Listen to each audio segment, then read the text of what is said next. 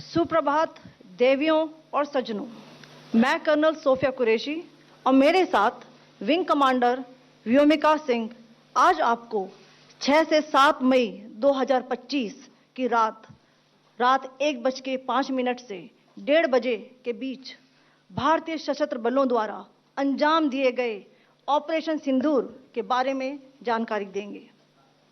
Operation सिंदूर 22 अप्रैल को पहलगाम में हुए विभत्स आतंकवादी हमले के शिकार मासूम नागरिकों व उनके परिवारों को न्याय देने के लिए लॉन्च किया गया था।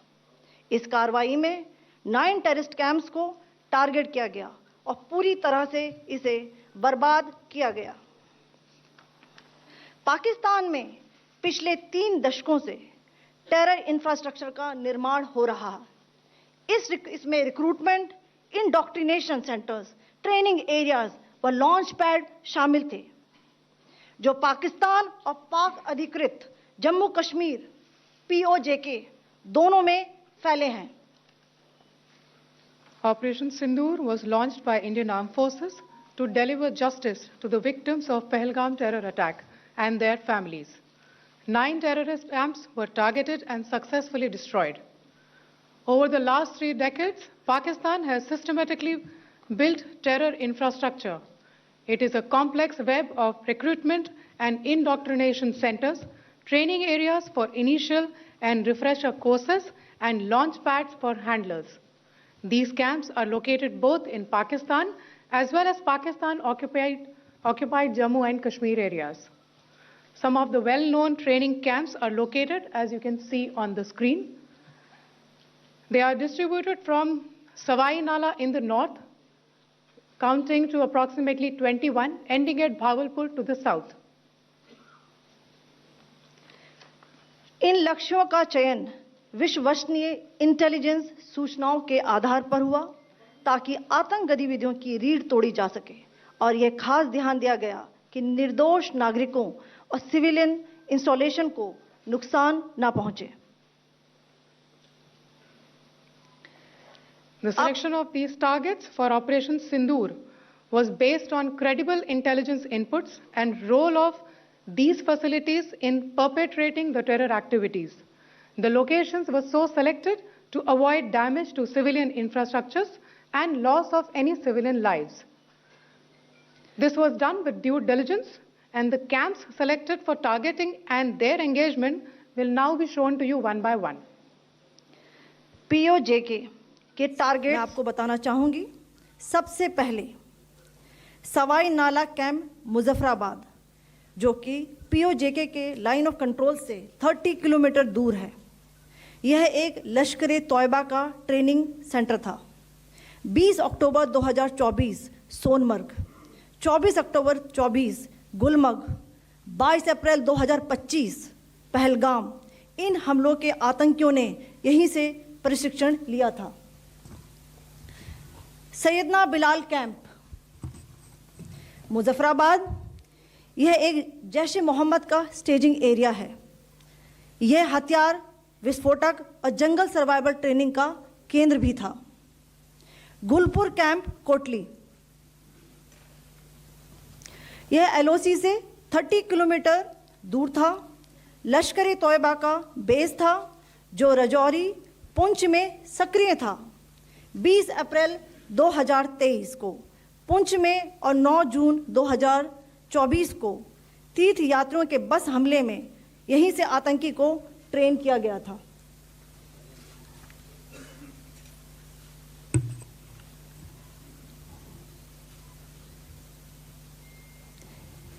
बरनाला कैंप बिंबर, यह LOC से 9 किलोमीटर दूर है। यहाँ पर हथियार, हैंडलिंग, IED व जंगल सर्वाइवल का प्रशिक्षण केंद्र था। अब्बास कैंप कोटली,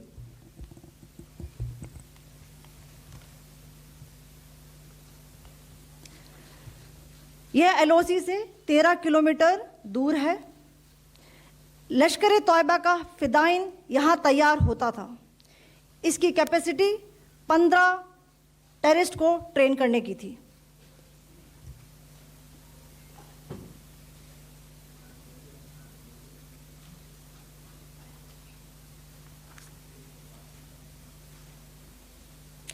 अब मैं पाकिस्तान के अंदर के टारगेट से अवगत कराना चाहूंगी।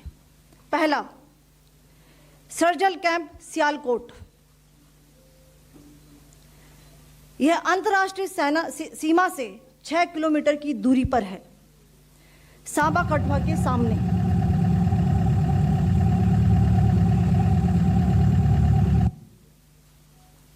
मार्च 2025 में जम्मू एंड कश्मीर पुलिस के 4 जवानों की जो हत्या की गई थी, उन आतंकवादियों को इसी जगह पर ट्रेन किया गया था। दूसरा, महमूना जाया कैंप सियालकोट।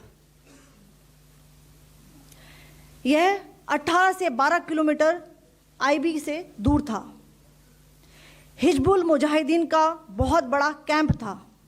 यह कठुआ जम्मू क्षेत्र में आतंक फैलाने का नियंत्रण केंद्र था। पठानकोट एयरफोर्स बेस पर किया गया हमला भी इसी कैंप से प्लान और डायरेक्ट किया गया था। मरकज ताइबा मुरीद के, यह आईबी से 18 से 25 किलोमीटर दूरी पर है।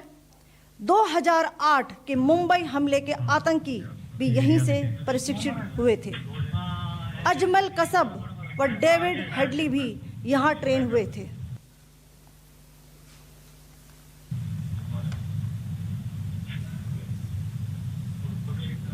आगे दूसरा आया।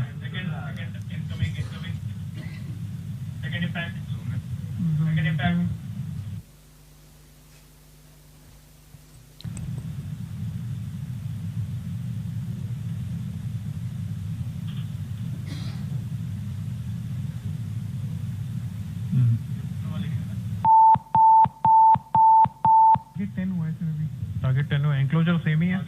7 it is hit the target. हाँ हाँ।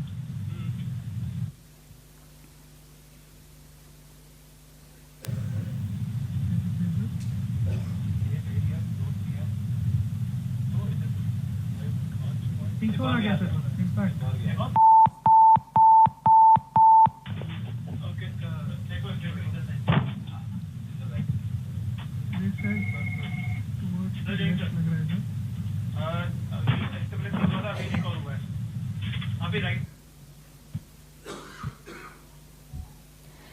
मरकज सुभान अल्लाह भावलपुर, ये इंटरनेशनल बाउंड्री से 100 किलोमीटर दूर है।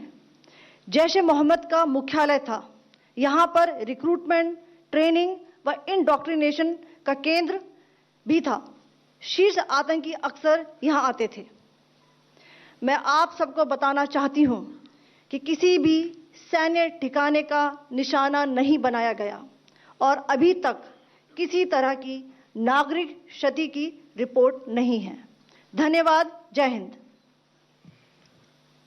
The strike on the terror camps were undertaken through precision capability, as shown to you. A niche technology weapons with careful selection of warheads was ensured so that there will be no collateral damage. The point of impact in each of the target was a specific building or a group of buildings. All the targets were neutralized with clinical efficiency, and the results reiterate the professionalism of the Indian Armed Forces in the planning and execution of their operations. No military establishments were targeted. India has demonstrated considerable restraint in its response. However, it must be said that the Indian Armed Forces are fully prepared to respond to Pakistani misadventures, if any, that will escalate this situation. Jai Hind, and thank you very much.